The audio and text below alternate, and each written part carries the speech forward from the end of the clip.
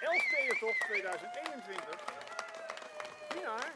Doorrijden, doorrijden, doorrijden, doorrijden. Dit zag er wel. Dat is echt onbeschrijfelijk. Dit zit in ons DNA, dit vinden wij zelf fantastisch. Die hele Alversterkant. Er zit alles wat Friesland goed in is. En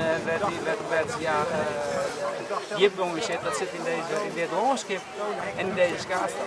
En dat is echt maar één keer in de zafel hier dat het komt. Dus ja, het is natuurlijk verder is het een magisch evenement. Nou, Henk die is een heel raar vol. Ik reed achter hem en wie op de luts en hij kan niet scorken. En op dat moment dat hij in het scorken weer toen voor die voorhoor, was je knibbel op het veld. Dus dat hij echt afgrijzelijk om te zien.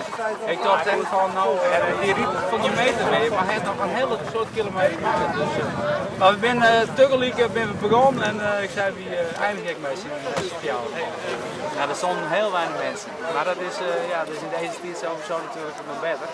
Dus we hebben wat dat betreft net vol, ik vond het net volle rederieders op YouTube op het eerst. Dat vond ik heel erg hard. Maar het waar heeft zich heel goed gehouden. Het had gewoon net boven 0 west. Dus super. Nee, en mooi voor de avondklok binnen. Dus ik zou denken, wie zo. Dus vandaar dat ik wat stukjes doorslaan had. Maar mijn Henk dit rieder, en met mijn broer.